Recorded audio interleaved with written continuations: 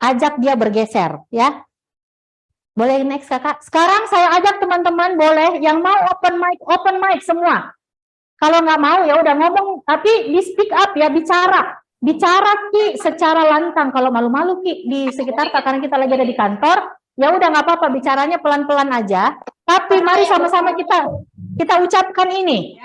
Ada pemahaman dasar. Ada pemahaman dasar untuk kita bisa jadi manusia yang excellent. Yuk sama-sama kita sebutkan. 1. Segalanya mungkin bagi saya. Segalanya mungkin bagi saya. Yang 1 ya. Kedua. Saya memiliki semua sumber daya dalam diri saya.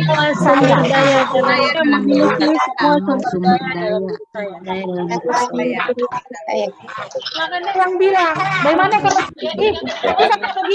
nggak bisa Kak bicara, maka kembali ke poin 1. Itu bagus deh. Mungkin bagi saya.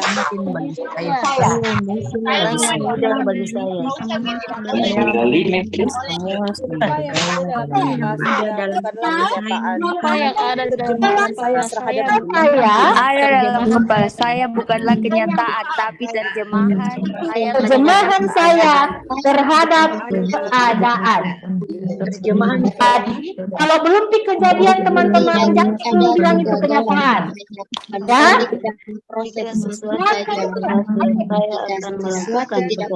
Ada kegagalan, hanya umpan balik dan proses kegagalan. Tidak ada kegagalan, hanya umpan balik dan proses untuk belajar. Jadi tidak pernah fail. Kakak-kakak, selama kita tidak berhenti, kita tidak pernah fail. Yang ada adalah umpan balik.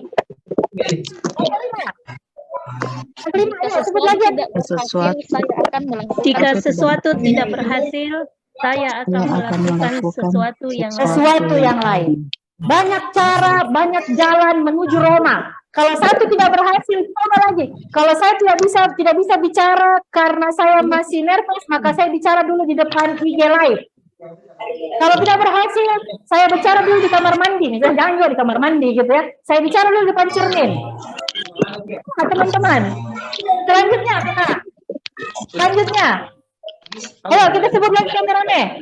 Jika satu orang bisa melakukan sesuatu, saya pun bisa belajar.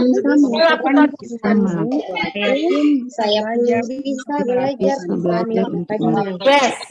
Kakak-kakak, kalau kakak-kakak bilang sekarang saya bisa, ini bisa, it means semua yang hadir hari ini bisa. Karena saya adalah manusia biasa. Jadi, jika satu orang bisa, kalau ini bisa, it means kita semua bisa. Ya? ini bisa, kita semua bisa. Yes. Yang ketujuh, arti dari komunikasi saya adalah respon yang saya dapatkan. Jadi teman-teman, kalau orang lain berespon negatif kepada kita, bisa jadi itu karena dimulai dari kita dulu. Itu ya. Berarti ada cara komunikasi, ada cara speakingnya kita, ada cara bicaranya kita yang perlu kita perbaiki. Kalau responnya orang yang kita dapatkan menurut kita negatif. Selanjutnya, semua perilaku saya memiliki niat positif. Saya yakin itu teman-teman. Mau sekejam apapun orang, ada pasti hal positif yang intention positif yang dia ada di dalam dirinya. Pasti ada. Pasti ada. Lanjut. Semua pengalaman saya memiliki struktur. Pasti punya struktur itu pengalaman tak. Ambil itu sebagai pelajaran supaya kita tidak melakukan hal yang sama kalau itu memang sesuatu yang perlu kita perbaiki. Ya. Lanjut. Pikiran dan tubuh saya adalah bagian dari sistem yang sama. Ingat tadi, Begitu saya bilang saya bisa, maka tubuh saya, pikiran saya akan mengajak tubuh saya untuk melakukannya. Dan yang terakhir, ayo kita lantang, Orang yang paling berhasil adalah mereka yang paling fleksibel. Yang paling fleksibel.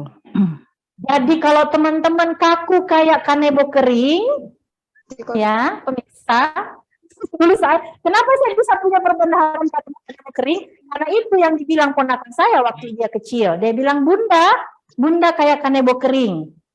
Aku, pemirsa, ini nggak boleh, itu nggak boleh, ini nggak boleh, ini salah.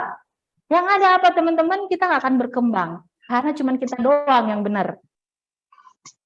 Ya, ini yang terakhir, tapi inilah yang bisa membawa teman-teman menuju ke keterampilan public speaking. Kenapa? Karena kita punya audiens yang berbagai jenisnya, macam-macam teman-teman, manusia-manusia unik.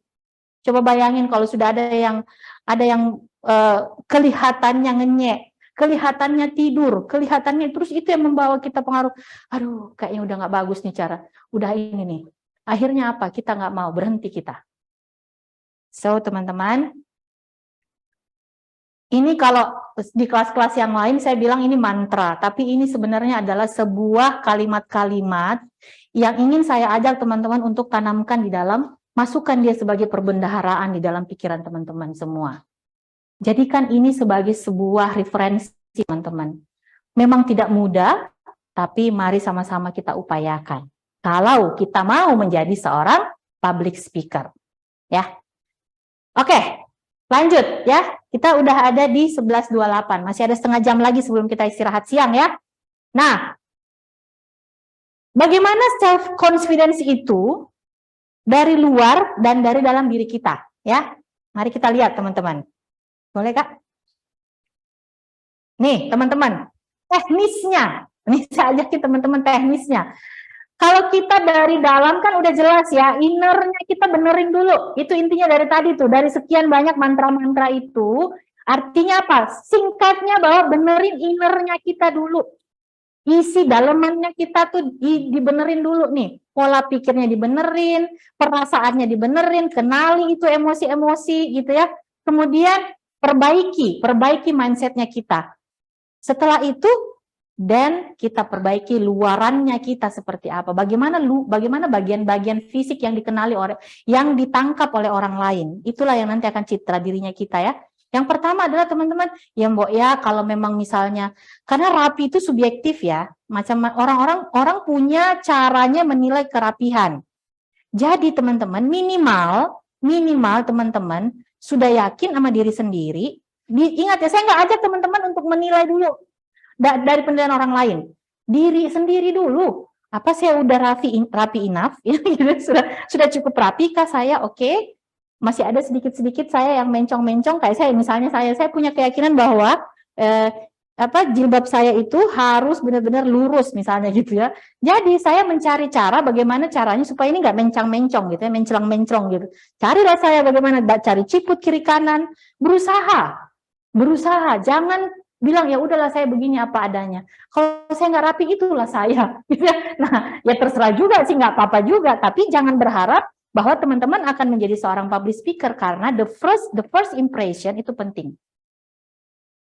Bagaimana teman-teman menampilkan citra diri adalah di 30 detik pertama. Begitu teman-teman kelihatan bagi orang lain di 30 detik pertama orang lain sudah scanning key. Oh, dia sosialita nih. Oh, dia teknokrat nih. Oh, dia influencer nih. Dari mana? Dari penampilan kita. Gitu ya. Jadi rapi menurut versi citra yang ingin kita bangun, ya. Kedua, wangi. Wangi itu nggak harus pakai parfum yang sampai gitu nggak. Jangan juga teman-teman. Maksudnya adalah jaga kebersihan diri tak. Yang ada bau-bau semerbak itu ya cobalah untuk diatasi gitu ya. Kan banyak sekarang teknologi, ada roll on spray, ada apalah gitu ya. Rambut ya Mbok ya dikeramas dengan rutin, jangan 2 minggu nggak keramas gitu ya. Kemudian kulit, ya kalaupun nggak bisa ke salon misalnya, ya paling tidak cuci muka lah Paling enggak kalau teman-teman yang muslim kan 5 kali sehari berwudu ya. Nah, paling enggak itulah terawat gitu, bersih gitu ya, kulit terawat. Kuku, ya jangan juga lah itu, kadang-kadang ada juga yang dipikir itu di pinggir-pinggir, enggak apa-apa, enggak kelihatan. Oh, teman-teman, yang tidak terlihat bagi orang lain, tapi terlihat bagi Anda. Kuku kita, ini saya ambil contoh kecil. Kuku kita yang di sudut-sudut ini kan buat orang mungkin nggak terlalu kelihatan, tapi begitu kita terganggu dengan kuku kita yang tidak terawat, maka itu akan mempengaruhi performance-nya kita, bagaimana kita bersikap. Karena yang kita pikirin ini kuku ini. Jadi pastikan teman-teman, pastikan kalau teman-teman merasa bahwa ini masih kurang nyaman buat saya, maka nyamankan diri, cari jalannya. Karena itu akan tertampilkan di dalam perilakunya teman-teman. Kepercayaan diri, sikap perilaku tidak percaya diri itu muncul karena teman-teman mikirin apa yang tidak nyaman. Gitu. Jadi kalau ada yang kita rasa tidak nyaman, contoh ya misalnya saya merasa, kenapa ini jilbabku miring, misalnya gitu ya. Kenapa ini? Atau yang bagi cowok-cowok misalnya, kenapa ini kayak sepatuku ini kayaknya kos kakinya rada-rada bolong di dalam gitu ya. Kan begitu biasa ya, segera atasi. Segera atasi, karena itu mempengaruhi fisiologisnya kita. Ya. Kemudian simple dan profesional. Ini kalau kita memang mau looks seperti ini, ya. Kalau saya memang tampil ya seperti ini, teman-teman. Keseharian saya seperti itu. Citra diri yang saya bangun memang seperti ini. Nah, kemudian kombinasi warna pakaian yang selalu serasi, ya. Kalau teman-teman mau, teman-teman perhatikan nggak? Saya selalu menggunakan ada simbol warna merah. Karena saya pengen citra diri saya muncul bahwa saya memang suka warna merah. Saya orang yang optimis. Warna penting. Jadi meskipun aksesoris saya udah lagi nggak pakai warna-warna terang di pakaian saya, paling saya pakai warna biru, coklat, hitam gitu ya. Yang paling ngejreng tuh warna baju saya hijau, tapi hijau lumut gitu ya. Nah, tapi ada satu sisi yang ingin saya tonjolkan optimisme saya dari psikologi warna. Maka saya di aksesoris saya yang tidak terlalu mencolok, misalnya jam tangan, sepatu, itu tetap saya tampilkan. Bergantung pada Anda, mau seperti apa. Apa yang mau dicitrakan ya. Make up dengan elegan sesuai situasi. Jangan juga teman-teman mau jadi public speaking di audiensnya yang orang-orang yang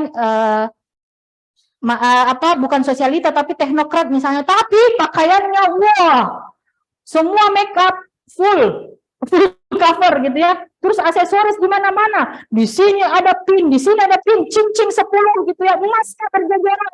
Nah, hati-hati ya. Ini perlu kita perhatikan. Sosial bawa pula begitu. Waduh, terus pakai rompi bakti sosial gitu lah. Subhanallah ya. Hati-hati ya teman-teman ya. Kita perlu peka melihat, maka perlu kita kenali audiens. Nanti kita bahas itu setelah jam istirahat ya. Kacamata bersih kayak begini teman-teman, ya mbok ya dilap lah gitu ya. Setiap pagi sebelum pakai kacamata coba dibersihkan. Mulai sekarang dilatih gitu ya. Kemudian teman-teman berikutnya adalah atraktif. Ini kalau mau membangun citra diri yang lebih positif. Atraktif bukan berarti harus pecicilan ya teman-teman.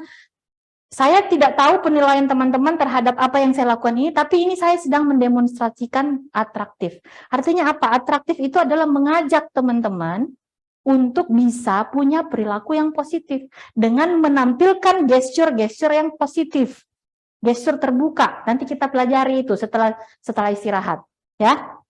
Nah, ini semua teman-teman, ini semua yang nanti akan menjadi modal buat kita untuk menjadi seorang public speaker.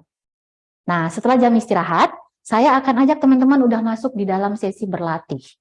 Ya, kita mulai berlatih bagaimana menyusun materi, konten, isi. Tapi apa isinya teman-teman bikin sendiri nanti ya. Tapi flow-nya, kerangkanya dalam berbicara. Kemudian nanti akan saya ajarin bagaimana body language-nya setelah jam istirahat.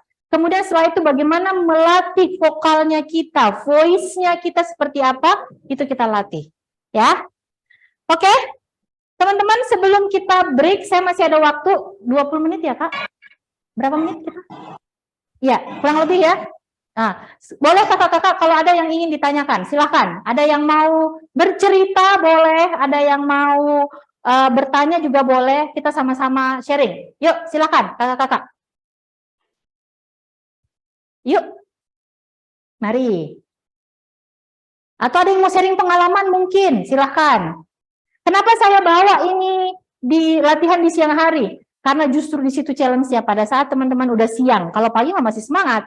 Untuk menguji teman-teman pengen berlatih memang itu justru di siang hari. Pada saat kita fokusnya udah mulai agak goyang-goyang nih. Nah, di situ latihannya ya. Oke, yuk teman-teman, ada yang mau bertanya? Atau ada yang ingin menyampaikan pengalaman, bercerita, berbagi mungkin? Monggo, silahkan. Kakak-kakak, saya izin lihat ke display dulu ya. Siapa nih? Cerita boleh, cerita pengalaman boleh. Sambil berlatih juga menyampaikan kalimat dengan lebih terstruktur. Ayo, berlatih dulu. Siapa-siapa nih yang hadir? Oke. Kak Fitra. Banyak ya? Ada berapa? 316. Wow. 316 orang yang hadir. Ini luar biasa ya. Ada dari Muna. Wah, selamat datang kakak-kakak dari Muna ya. Ada yang ingin berbagi mungkin pengalamannya pertama kali berbicara di depan umum? Ada yang ingin bercerita? Boleh, siapa nih? Coba kita lihat kakak yang di belakang-belakang. Udah aktif ya? Nggak apa-apa, kita colek-colek aja. Oke, Kak Maria Tandi Arang. Kak Maria, boleh? Boleh kakak diaktifkan? Kita lihat juga, cek-cek nih, masih ada nggak di ruangan ini atau cuman akunnya doang yang muncul ya? Mau dapat SKP aja, nggak apa-apa juga sih. Tetap aja dapat SKP. Tapi bagaimana teman-teman berkembang ya kembali kepada diri sendiri ya. Oke, mari kita lihat. Siapa lagi? Ya udah kita cari aja yang aktif kameranya, nggak apa-apa. Teman saya, boleh kasih gini. Siapa yang bersuara indah ini? Ainun. Siapa?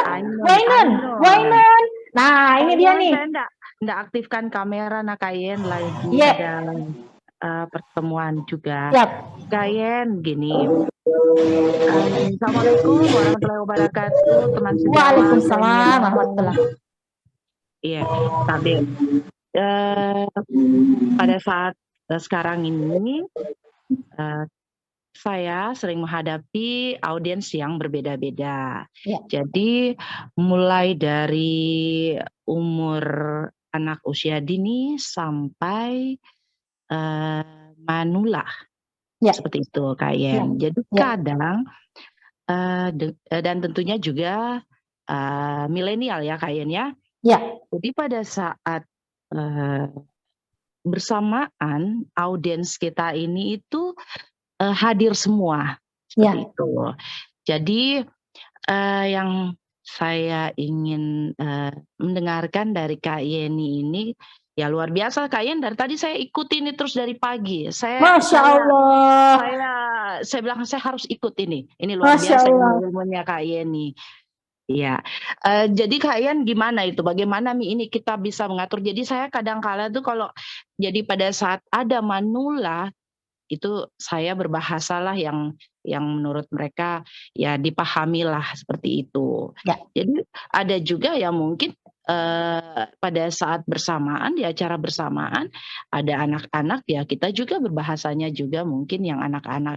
Kalau dari teorinya Kak Yeni yang seperti ini yang sering saya hadapi seperti ini, apakah itu tidak ya intinya mungkin bisa menyesuaikan ya Kak Ien ya.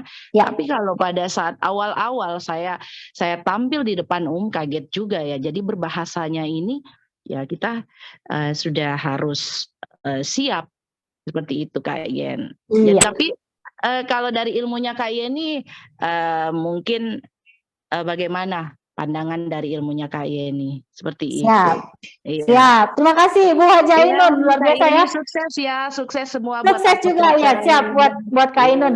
Kak Haji Ainun, beliau ini juga seorang public influencer ya. Kalau saya bilang beliau juga punya banyak peran ya.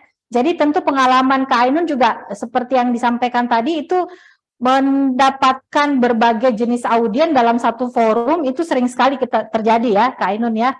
Jadi betul sekali yang disampaikan Kak Ainun tadi bahwa kita tentu menyesuaikan ya Kak, kita tentu menyesuaikan di satu waktu kita kemudian menyapa ya, atau kalau saya suka bisa sama anak milenial tuh colek-colek gitu ya, dicolek-colek kalau dengan bahasa yang senior-senior gitu ya. Kemudian di satu sisi kita sapa lagi dengan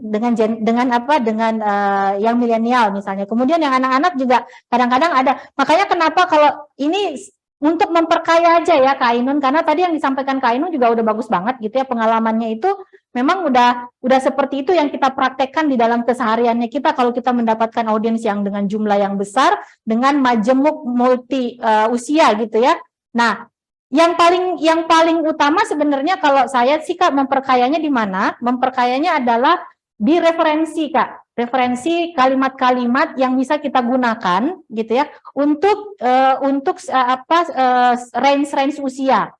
Karena biasanya agak berbeda. Maka kalau saya pribadi biasanya saya memperkayanya di mana? Kalau yang senior-senior biasanya saya sering ada satu waktu yang saya memang meluangkan waktu untuk berinteraksi dengan orang-orang yang senior. Jadi referensi-referensi perbendaharaan kata, kalimat yang sering mereka ucapkan, itu saya rekam dalam pikiran saya untuk nanti bisa saya tampilkan, untuk bisa saya demonstrasikan pada saat nanti di audiens yang lebih besar gitu ya. Sama seperti milenial, saya sekarang lebih banyak menyentuh Kakak, misalnya contoh saya akses TikTok gitu ya, karena saya pengen tahu bahasa-bahasa milenial itu seperti apa sih, karena kalimat atau kata, satu kata aja misalnya kita kutip, itu bisa berimpact bahwa intentionnya mereka masuk, atensinya mereka ke kita. Karena mereka merasa bahwa saya dilihat nih, saya diakui bahwa saya ada. Anak-anak juga begitu, tapi cenderung biasanya kalau anak-anak kan, kalau di forum yang lebih besar, biasanya anak-anak itu kan dibawa oleh ibunya gitu ya, kalau memang forumnya secara resmi. Tapi kalau informal, biasanya paling kalau anak-anak kan kita biasanya pemahamannya tentu beda level ya dengan ketika pemahaman orang dewasa gitu. Tapi poinnya adalah kita tahu bagaimana cara berkomunikasi dengan anak, bagaimana cara kita menarik atensi. Kan poinnya sebenarnya pada saat kita ingin menjadi seorang public speaker, yang kita inginkan kan sebuah atensi ya kakak-kakak. Kak Ainun juga mungkin sangat-sangat paham dengan itu. Kita mengharapkan sebuah atensi. Atensi di mana? Atensi supaya orang tadi menjadi terinformasi, menjadi mungkin dia termotivasi, mendapatkan sesuatu gitu ya, atau kemudian kita bisa nih mengendalikan sebuah forum yang besar, kan poinnya gitu. Tapi intinya adalah kita berharap sebuah atensi. Maka supaya atensi itu muncul dari orang-orang, maka kita perlu ada dalam tanda kutip, kalau saya suka bilang ada kata kunci yang jadi kata pamungkasnya kita untuk menarik orang. Dan kalau saya satu Kak, semua usia ini kalau saya pribadi ya Kak, semua usia itu suka kalau dia bahagia. Jadi saya upayakan Kakak dalam setiap forum saya itu, saya buat orang menjadi bahagia. Saya ciptakan suasana yang menyenangkan dengan macam-macam aktivitas. Karena kita dalam situasi daring seperti ini, ya udah aktivitas yang saya lakukan itu tadi interaksi, ngajak nyolek satu orang dengan macam-macam background, usia. Saya pilih-pilih Kak, seperti itu. Mudah-mudahan bisa memperkaya Kak, ya Kak Haji Ainun ya. Karena tentu setiap orang punya pengalamannya, punya best practice yang dia lakukan gitu ya dalam public speaking, tapi poinnya adalah be genuine. Kalau saya bilang jadilah otentik. Jadilah diri kita dengan versi yang terbaik. Itu kalau dari saya. Ada lagi Kak? Oke. Dari kolom chat. Terima kasih ya Kak Haji Ainun. Saya di kolom chat dulu. Dari Kak Hilal. Bagaimana membuat presentasi yang berkesan dan bagaimana cara mengetahui topik yang menarik bagi audiens? Oke. Nah, ini Kak Hilal memang orangnya visioner. Kenapa? Karena itu nanti akan bisa belajar setelah istirahat siang ya. Tapi nggak apa-apa, saya kasih spillnya sedikit ya, bagaimana caranya. Itu tadi, saya udah kasih bocoran sebenarnya. Begin with the end in mind. Ciptakan dulu hasil akhir yang kita harapkan audiens itu seperti apa. Nah, dengan cara apa? Dengan cara kalau misalnya mau materinya menarik, ya tentu kita harus kenali dulu Kak, audiensnya siapa. Kalau saya ya, pengalaman ya, pengalaman yang saya lakukan di organisasi, di teman-teman sesama kami. Jadi di kantor saya sekarang kan kami di dunia training ya. Kami selalu melakukan yang namanya training need analysis. Jadi sebelum orang, jadi kalau ada orang yang request mau misalnya contoh ini, public speaking.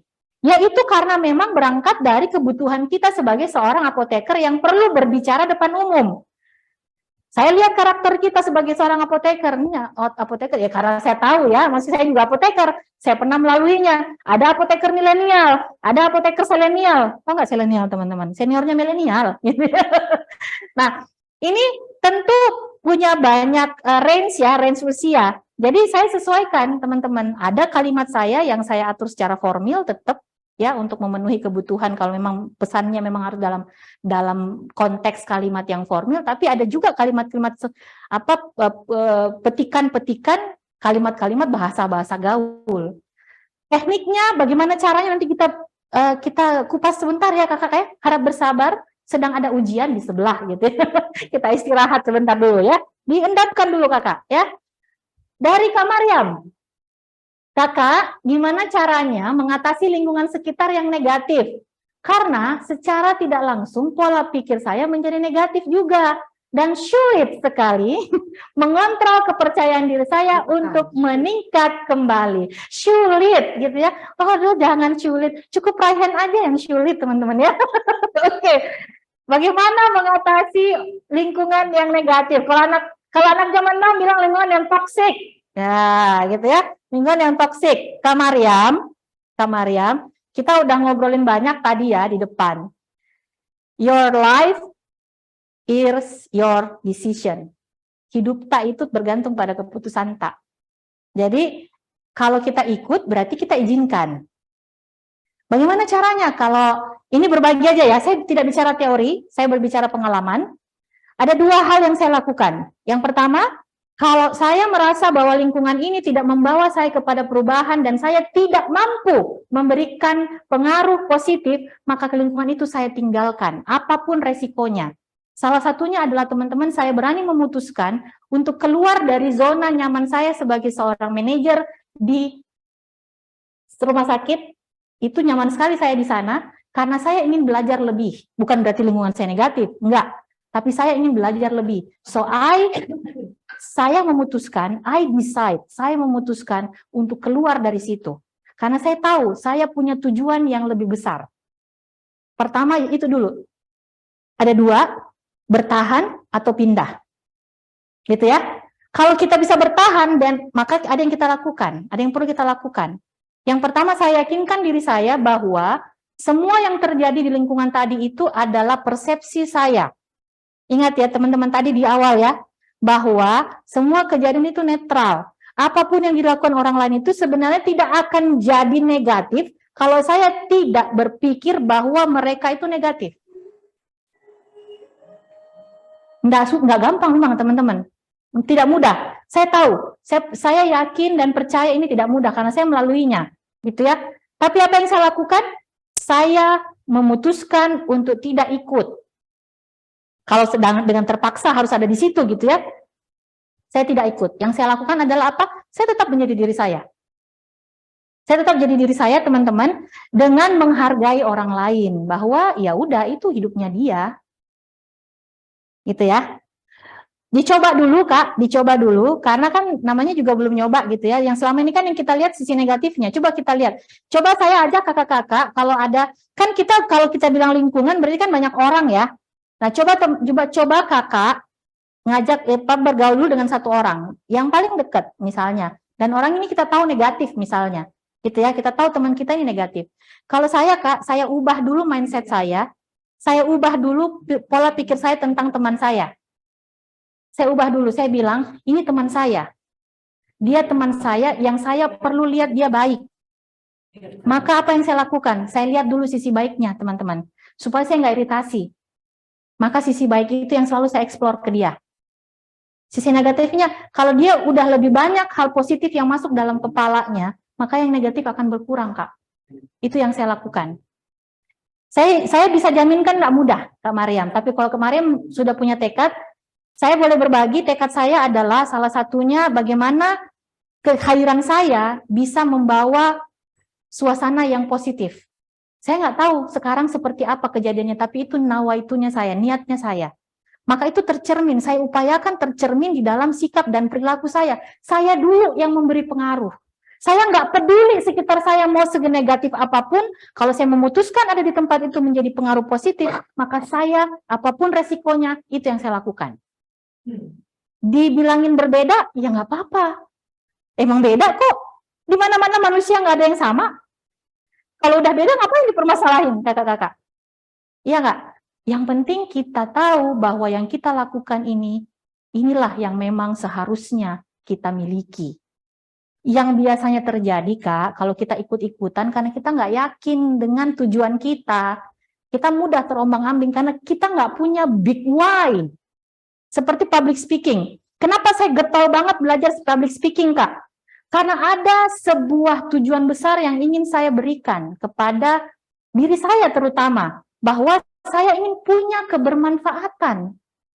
Bagaimana saya bisa bermanfaat kalau saya nggak bisa menyampaikan, saya tidak bisa menjadi penyampai pesan yang baik. Makanya public speaking ini adalah alat buat saya, bukan tujuan. Karena ada tujuan yang lebih besar, itu dia tadi. Saya ingin ketika di akhir hidup saya bisa menjadi orang yang bermanfaat. Nah, salah satunya yaitu. Jadi, Kak, yuk saya ajak kita find your why. Find your big why. Kenapa? Apa yang membuat kita perlu ada di lingkungan itu? Kalau nggak ada, tinggalkan. Jangan tinggal di lingkungan yang akhirnya bikin kita toksik. Itu berarti kita yang memutuskan untuk memang menjadi toksik, gitu ya. Jadi hati-hati ya, Kak. Kalau saya bilang tadi 2, ini pengalaman saya ya, Kak. Belum tentu cocok, tapi kalau memang ini bisa dicoba, why not kita coba, ya. Mudah-mudahan bisa menjawab ya, Kak. Siapa tadi? Mariam. Kak Mariam. Oke, satu lagi ya, Kak. Kita sudah hampir di pukul 12. Satu lagi. Yang mana? Mana? Apa kita sama? Oh, oke. Bagaimana caranya kita tahu bahwa apa yang kita bawakan sampai ke audiens atau peserta puas dan mengerti? Ya dikonfirmasi, Kak. Sederhana itu. Kalau saya sih bilangnya begini, kakak. Kita perlu berlatih untuk membaca bahasa tubuh. Sebagai seorang public speaker, kita perlu belajar. Kalau di sekitar kita, misalnya audiensnya kita nih, sudah mulai sedikit-sedikit ada yang bahasa-bahasa tubuhnya ya, kayak menguap, itu berarti ada sesuatu yang harus kita lakukan. Gitu. Memang agak challenge kalau sesi daring, Kak, karena kan orang tutup kamera, tapi nggak apa-apa. Yang kita perlu atur apa? Ekspektasi. Kalau saya, Kak, di sesi daring, saya udah mengekspektasikan. Jadi kalau kita para trainer yang pada saat mulai pandemi, itu kita sudah pasang ekspektasi 100% misalnya yang hadir. Contoh hari ini yang hadir 307, paling banyak 40% yang intentionnya ke kita. Coba lihat, meskipun nggak aktif, cuma 40% tuh. Itu sudah studi, sudah penelitian yang dilakukan oleh ya sama-sama circle-nya kami trainer ya. 40% di kakak yang memang atensinya ke kita. Nggak apa-apa. Karena apa? Orang datang dengan intentionnya masing-masing. Itu tidak mengubah cara saya memberikan. Yang saya lakukan adalah apa? Peka melihat kalau memang saya mungkin kurang lihat, misalnya saya agak kurang peka misalnya, saya tanyain, gimana, mengkonfirmasi, bagaimana Kak? Kalau jawabannya berbeda dari yang kita harapkan, it means ada yang kita perlu ubah dari kalimatnya kita. Itu aja, sesimpel itu Kak. Nggak ada rumus lain. Kalau mau bikin pre dan post test ya bisa. Tapi kalau sesi-sesi yang seperti ini kan kita sebenarnya mengharapkannya mereka berlatih ya. Jadi caranya kalau kita mau lihat orang itu merasa puas atau memang udah nyampe pesan yang kita sampaikan, ya mereka ikut dengan apa yang kita sampaikan. Misalnya kita ajak dia untuk menyampaikan pendapat. Kalau kakak lihat tadi saya berapa kali ngajak interaksi, di situ kan sebenarnya saya melihat respon. Apakah orang cukup antusias atau orang menerima atau bahkan dari jawaban orang kayaknya mereka belum paham nih. Berarti ada yang harus saya ubah kalimatnya. Gitu Kak. Simple, konfirmasi. Karena dia manusia bisa ngomong pasti. Ya, oke. Makasih ya pertanyaannya kakak ya. Makasih. Apa lagi Kak? Ya, oke. Karena pertanyaan pertanyaannya juga mirip-mirip semuanya, jawabannya juga seperti itu. Overall sebelum kita latihan teman-teman, ini kembali lagi adalah sebuah dasar pemikiran ya teman-teman ya. Sebuah tambahan referensi buat teman-teman. Tapi dalam prakteknya teman-teman tentu akan merasakan dinamikanya dalam berbicara di depan publik. Setelah ini nanti akan kami ajak teman-teman untuk belajar, untuk berlatih ya, untuk berlatih bagaimana teknik-tekniknya. Fondasinya udah saya sampaikan di depan ya. Sehingga harapannya pada saat kita berlatih kita bisa lebih plong ya teman-teman, karena berlatih itu membutuhkan juga keinginan besar ya untuk berlatih, tentu saja ada keinginan dalam diri, dan yang kedua adalah adanya keterbukaan untuk menerima bahwa yes, sekarang ini saya sedang conscious incompetent. Saya sadar bahwa saat ini saya belum kompeten. Sama teman-teman, saya juga begitu. Saya masih sering mengkonfirmasi kepada orang kalau misalnya saya mencek ya, identifikasi, saya verifikasi lagi, coba nih, pemahamannya Pak udah cocok dengan apa yang saya harapkan, kalau belum, saya coba evaluasi teman-teman. Dan kalau kami biasanya, para trainer itu, coach, fasilitator yang biasa menghadapi banyak orang, biasanya kami selalu ada sesi feedback di akhir sesi. Nah biasanya kalau contoh kayak begini, nanti setelah selesai kami para panitia, coba lihat apa nih yang perlu kita perbaiki lagi ke depan. Umpan balik itu penting teman-teman. Kenapa? Karena kita akan terus bertumbuh dengan umpan balik. Pujian itu teman-teman, kalau dihilangin P-nya maka jadi ujian. Iya enggak? Jadi jangan terlalu bahagia dengan pujian. Karena pujian itu bisa membuat kita lupa bahwa ada hal yang harus kita perbaiki dalam diri kita. Memuji boleh, ya, memberikan pujian sama orang ya penting, tapi pujiannya itu memang benar-benar objektif, bahwa kita memuji. Kalau misalnya upayanya yang memang kita perlu puji, ya puji. Tapi bukan berarti bahwa yang tidak dia lakukan kemudian kita puji, gitu ya. Nah ini yang ingin saya ajak teman-teman untuk kita fairness, kita punya jiwa fairness, punya kejujuran, bahwa ya kalau memang ada hal yang harus kita benerin, ya udah kita benerin, ya nggak apa-apa toh. Namanya manusia biasa. Gitu ya Kak ya. Oke. Kita udah sampai masuk waktu di pukul 12 ya, 2 menit lagi. Dan saya yakin teman-teman perlu juga istirahat gitu ya, karena lebih mudah saya loh kalau pengalaman saya selama 3 tahun ini pandemi ya. Kelas yang saya bawain biasanya tuh duduk seperti ini dari pagi sampai sore gitu ya. Yang ada tuh puyeng, iya nggak? Sakit kepala biasanya kita. Saya duduk seharian dari pagi sampai malam biasanya teman-teman. Karena satu hari bisa ada 2-3 kelas gitu ya. Apalagi teman-teman yang dosen gitu. Biasanya habis itu puyeng, ya nggak, sakit kepala. Ada yang malah pernah ada satu titik gitu ya. Teman saya cerita salah satu trainer, dia bilang sampai mual dia. Sampai mual. Itu mungkin karena ya posisi kita duduk gitu ya. Nah maka 1 jam ini yuk kita manfaatkan waktu 1 jam ini untuk kita endapkan semua dulu tadi fondasi-fondasi itu gitu ya. Kalau ibaratnya bangun rumah, sudah diisi fondasinya nggak langsung dinaikin teman-teman, nggak langsung bikin tembok gitu. Tapi didiemin dulu, dibiarin kering gitu ya, baru kemudian dibangun lagi tuh tembok-temboknya. Nah seperti itu juga, ini kita istirahat dulu 1 jam ya.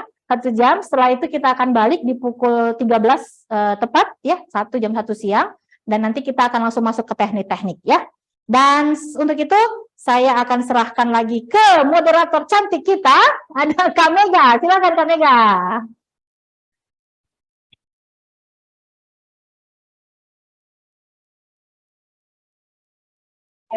Terima kasih. Terima kasih. Materi yang luar biasa yang tadi disampaikan oleh Kak Yeni Ramli, dan saya yakin teman-teman sejawat sekalian pasti akan lebih penasaran untuk lanjutan berikutnya. Kita akan istirahat selama 1 jam dan dimohon untuk peserta bila ingin meninggalkan, kita akan kembali di link yang sama, bisa kembali di link yang sama. Mohon mengisi link registrasi. Kemudian jangan lupa teman-teman sejawat untuk like dan subscribe di akun YouTube PDI Social, yaitu Apotekar Social ya. Nanti kami akan bagikan link akunnya juga. Kemudian untuk sesi berikutnya akan ada pembagian door prize dari panitia berupa tumbler yang cantik ini Jadi kami mengharapkan teman-teman peserta bisa lebih aktif, bisa lebih interaktif dari sesi pertama yang sudah luar biasa, banyak respon-respon, pertanyaan yang sangat membangun, dan pastinya teman-teman sejawat yang lain pasti lebih penasaran untuk sesi yang berikutnya seperti apa.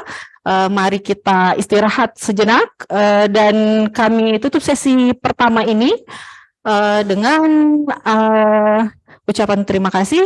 Kita lanjut di sesi berikutnya di jam 13.00. Terima kasih.